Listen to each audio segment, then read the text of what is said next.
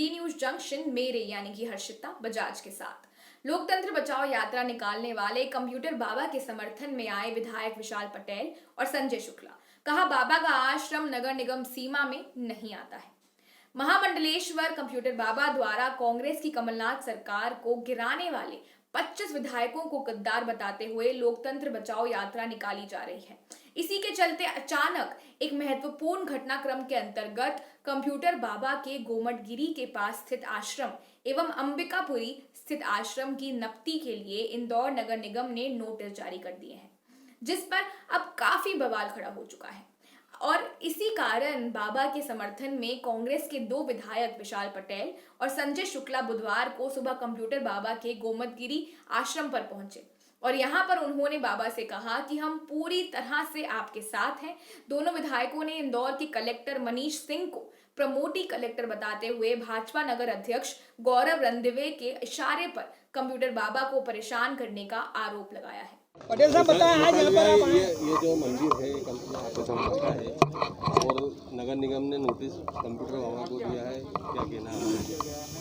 सिर्फ उनकी जब विनाश आता है किसी का तो कहीं ना कहीं बुद्धि हर लेता है और हद होती है चापलूसी की। चापलूसी सिर्फ किसी के कहने पे किसी भी संत को परेशान करना ये बहुत ही गलत बात है। रही बात, मैं समझूं ये जो मंदिर है ये हमारे समाज का मंदिर है, ये हमारी कुलदेवी का मंदिर है, ये हमारे पूरे संपूर्ण समाज ने ये मंदिर बनाया है, ना कि किसी और कंप्यूटर बाबा ने बनाया है या कि किसी और व्यक्ति ने बनाया है, या सरकारी इसके अंदर कोई फंड नहीं है। रही बात, उनको इतना भी होश नहीं है चापलूसों को, जो अधिकारी यहाँ कलेक्टर कमिश्नर हो या जो जितने भी लोग हैं, मुझे तो ये शर्म आती है उनकी बुद्धि के ऊपर कि उनको ये होश ही नहीं है। ये नगर निगम सीमा के बाहर है, जो ये जहाँ मंदिर स्थापित है या आश्रम स्थापित है ये ग्राम पंचायत की ज़मीन के ऊपर, ना कि नगर निगम की सीमा के ऊपर। जब आपकी सीमा में आता ही नहीं है तो आपको क्या अधिकार? पहली चीज़। दूसरी चीज़, थोड़ी बहुत भी अगर बुद्धि हो तो मैं ये समझता हूँ कि इन अधिकारियों हो या बीजेपी के नेता हों, जितने भी हैं, मैं उनकी बुद्धि के ऊपर तरस आता हूँ कि आप मंदिर अगर तोड़ने जाओगे, अभी तक सिर्फ बात करते थे मंदिर हम बनाएंगे, हिंदुओं की पार्टी, बीजेपी पार्टी, लेकिन क्या ये मंदिर तोड़ने का अधिकार किसने दिया भैया आपको? आपकी सत्ता आ गई, इतना मत अपने आप में इतना घमंड में चूर हो आप कि इसी इंदौर जिले के अंदर, इंदौर शहर के अंदर की अगर बात करो तो अकेले 250 मंदिर बने हुए हैं बगीचों के अंदर। कार्रवाई करती है तो आपका क्या कदम रहेगा? नगर निगम को पहली चीज़ तो कोई कार्रवाई करने का अधिकार ही नहीं है, और अगर यहाँ अगर कोई कार्रवाई होती भी है, अगर किसी भी प्रकार की कार्रवाई होती है तो मैं ही नहीं, पूरा संपूर्ण समाज ही नहीं, पूरा संतों का समाज भी, हम सब, पूरी कांग्रेस पार्टी भी इस मंदिर को एक ईंट से ईंट को हिला भी नहीं सकता है, ना हम हिलाने देंगे। जरूरत पड़ी तो आंदोलन करेंगे। पहली बात हम आज समझाने आए हैं, कहने आए हैं मीडिया के माध्यम से कि पहले बात फिर मुलाकात, और जरूरत पड़ी तो हम मारेंगे लात। आप देखिए, विशाल पटेल हो या मैं हूँ, हम जनप्रतिनिधि, हमको जनता ने चुना, जनता के बीच के लिए हम लड़ाई लड़ते रहेंगे। हम पे 1 केस लगा या 10 केस लगा है, 100 केस लगा है, उससे हम डरने वाले नहीं है। और रही हमारी बात, हम उनसे मिलने गए थे, एक कम्युनिटी कलेक्टर हमको बाहर बैठाता, रोड पे मना करता बैठने के लिए। हम उसकी क्या औकात उसकी बैठाने की हमारे बाहर? इसके लिए जनता हमारे साथ में, व्यापारी हमारे साथ में, आज हमारा शब्द सम्मान हो रहा जा रहा है, क्योंकि हमने जनता की लड़ाई लड़ी। उसके पहले ठेलों वालों ने इनने हमारा सम्मान किया है, परंतु आज देखिए इंदौर शहर की ये हालत हो गई है तो प्रदेश की क्या हालत हो रही होगी ये आप देख सकते हैं। और आपको माध्यम से बोलना चाहता हूं, ऐसा हुआ अगली बार तो भारतीय जनता पार्टी वालों को कोई पूछने वाला नहीं मिलेगा। आप जनता की लड़ाई लगा, कोरोना महामारी चल रही है, इसमें हम आपके साथ हैं, हमेशा लड़ेंगे और साथ में रहेंगे। हम लोगों से निवेदन करते हैं सोशल डिस्टेंसिंग का पालन करें, और आपसे ज़्यादा वो समझते हैं क्या? शिवराज जी समझते नहीं क्या? सिंधिया जी नहीं समझते क्या? ये मंत्री नहीं समझते क्या? तुलसी सिलावट नहीं समझते? जो इन लोगों को कोरोना हो गया, ये लोगों से गले गले मिल रहे हैं, आम जनता तो नहीं मिल रही गले गले। आज देखिए, आम गरीब परिवार भी वो समझ गया कि भाई कोरोना से मेरा परिवार दुखी होगा, ये होगा, परंतु ये लोग सब्जी बेचने वाले बोलते कोरोना हो गया, इसको हो गया। ये अपने परिवार को नहीं, ये पूरे देश को, प्रदेश को बर्बाद करने में तुले में, और आम पर अपने परिवार की चिंता पाल रहा है, उनको खाने की चिंता नहीं है, उनको चिंता नहीं है। और ये लोगों से मिल रहे हैं, वो चुनाव में लगे हुए, उपचुनाव चिंता है, क्योंकि उनकी सरकार गिर जाएगी 2 महीने बाद। जब भी चुनाव होंगे कांग्रेस 25 चुनाव सीट जीतेगी और कांग्रेस सरकार बनेगी। कमलनाथ जी जो 15 महीने में करके दिखाया, इन्हें 15 साल में नहीं करके दिखाया, इसलिए आम पब्लिक हो या व्यापारी हो या किसान हो युवा हो, सब हमारे साथ जो बिजली का बिल माफ़ किया है हमने। 100 यूनिट आज देखिए हज़ारों बिल आ रहा है, हर आदमी परिवार परेशान हो रहा है। और ये क्या बोल रहे हैं, आधे पैसे भर दो, आधे देखेंगे। जो 2 लाख का कर्जा हमने माफ़ करा था, तीन किस्तों में माफ़ करना था हमको। 51,000 कर्जा माफ़ करा, फिर 1 लाख का कर्जा माफ़ करा। अब 2 लाख की बारी आई थी, परंतु 2 लाख की बारी आई थी उसके पहले इन्हें सरकार गिरा दी हमारी, तो वो किसान भी इनको माफ़ नहीं होगा, जिसको मिल गया है वो भी इनको माफ़ नहीं करेगा। दोनों मिलकर भारतीय जनता पार्टी को मुंह तोड़ जवाब देगी और कांग्रेस विजय होगी। संजय भैया, कौन होना चाहिए कलेक्टर आपके हिसाब से? अगर आप इंदौर में IPS होना चाहिए, जो IAS होना चाहिए, क्योंकि इंदौर शहर एक राजधानी है, डायरेक्ट IAS होना चाहिए। इंदौर शहर के अंदर ऐसा शहर है कि यहाँ से पूरे प्रदेश की राजनीति चलती है, ये आर्थिक राजधानी है।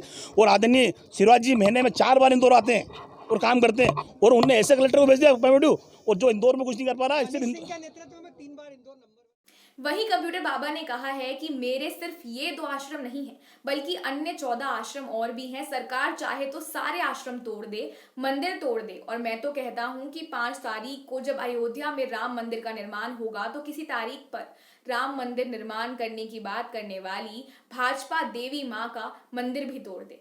फिर भी लोकतंत्र बचाने के अभियान को मैं जारी रखूंगा और मेरी ये यात्रा लोकतंत्र की हत्या करने वाले 25 गद्दारों को सबक सिखाने तक जारी रहेगी। मैं उस पर टिप्पणी इसी नहीं करूंगा कि उनको जो लगे। उनको मैंने अभी और बताया, मध्य प्रदेश में 2 बार नहीं है, एक जमुई में भी है, 3 है, और 13 जो है 16 जगह हमने बनाए हैं, जनता के सहयोग से बनाए हैं। लोग जो परिक्रमावासी आते हैं उनको रुकने की जगह नहीं है, ये संत आते हैं उनको रुकने की जगह नहीं, उनके लिए मैं नर्मदा किनारे भी बहुत सारे बनाए हैं। और जनता के लिए मैं मैं तो रहता नहीं कहीं नहीं, सब जगह बनाता हूँ, छोड़ता हूँ। तो मैंने उनको 14 की लिस्ट भी, 13 की लिस्ट जो 2 बनाए हैं, तो 14 की लिस्ट और हमसे ले लें, और जहाँ जहाँ है वो तोड़ दें, परंतु वो डरवाए ना। आश्रम के कागज है कि नहीं? नगर देखिए, हमें सुनिए, हम बाबा जी ठहरे, यदि उनको लगता है कि इसके कागज नहीं है तो तोड़ दें, हमारा पॉइंट वो नहीं है। इसके पहले कहाँ गए थे? कितने सालों से ये बने हैं, कहाँ गए थे आप?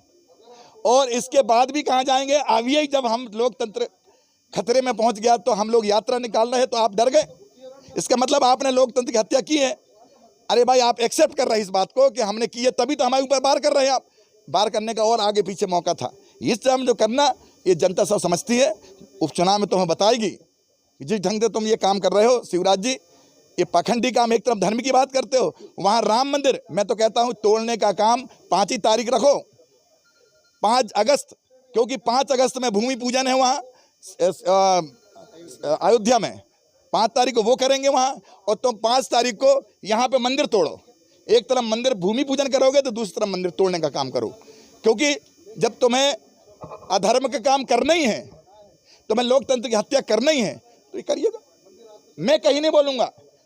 सनातन धर्म को लगता है कि मंदिर धर्मशाला टूट रही है, वो उसका जवाब देगी, जनता जवाब देगी। मुझे तो, हम तो बाबा ठहरे, हमने हर जगह लोगों के सहयोग से 16 जगह स्थान बनाए हैं लोगों को रुकने के लिए, मंदिर का निर्माण किया है।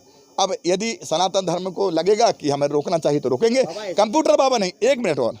दूसरा, यदि हम लोग की जगह जब रुकने की नहीं होगी तो साधु संत समाज सेम हाउस के सामने वहीं रहेंगे, वहीं खाएंगे, वहीं पिएंगे, और उनके सामने अंदर सीएम रहेंगे सीएम हाउस पे, शिवराज तो बाहर, हम पूरे संत समाज रहेगा। उनको लगता है हमारे सामने रहो तो हम लोग वहीं रहेंगे। हम लोग फक्कड़ हैं, ना कोई आगे है ना कोई पीछे है। बाबा, ऐसा तो नहीं कि शिवराज चौहान के खिलाफ आपने जो मोर्चा खोला है उसका षड्यंत्र मनाया जा रहा है? देखिए, हमने उनके खिलाफ नहीं खोला, हमने, या हमारे संत समाज ने, और जनता भी, ये जनता भी बोलेगी आने वाले समय में कि लोकतंत्र की हत्या हो रही, उसे बचाना हमारा कर्तव्य है, संविधान की रक्षा करना हमारा कर्तव्य है। आप बताइए, हम तिरंगा झंडा लेके चलते हैं, भगवा का झंडा आप देखिए, आप सब दिखा तो रहे हैं।